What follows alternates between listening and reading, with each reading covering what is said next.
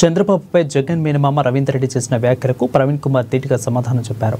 రవీంద్రారెడ్డిని కమలాపురంలో 420 420 అంటారు.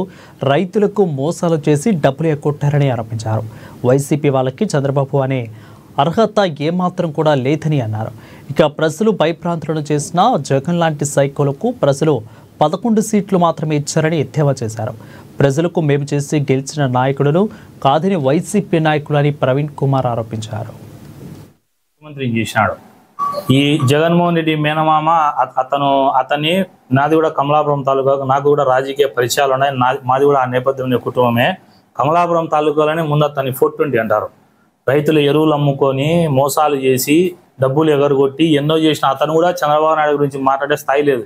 వీళ్ళు ఎటతాయనంటే రాచమల్లు ప్రసాద్ రెడ్డి, రవీంద్రనాథ్ రెడ్డి వీళ్ళు ఎటతాయనంటే ఏందో పైన చంద్రబాబు నాయుడు గురించి ఆడ ఈడ అవాకులు చవాకులు వ్యక్తులకు ఇస్తానంటున్నాడు. వీళ్ళు నిజమైన ప్రతిపక్ష నాయకులు అయితే వీళ్ళిద్దరు. ఆయన కమలాపురంలో ప్రజా సమస్యల మీద, కమలాపురంలో ప్రజలు ఏదైనా ఇబ్బందులు పడతా అంటే అక్కడ స్థానికంగా జరిగే సమస్యలు మాట్లాడాలా అవి చెప్పాడు.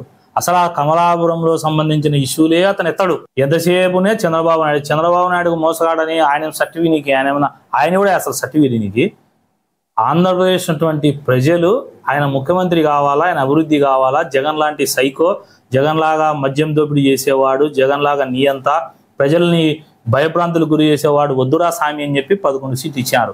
ఆ 11 ఎందుకు వచ్చాయని ఆలోచించేడు ఈ రవీంద్రనాథ్ రెడ్డి, రాచమల్లు ప్రసాద్ రెడ్డి. ఊరికి ఎన్నోరుంది. వాళ్ళు ఎట్టున్నారంటే గాలిచి గెలుచాం కదా అని చెప్పి ఉన్నారంతే. ప్రజలకు మేలు చేసి ప్రజల మనసులు గెలిచిన నాయకులు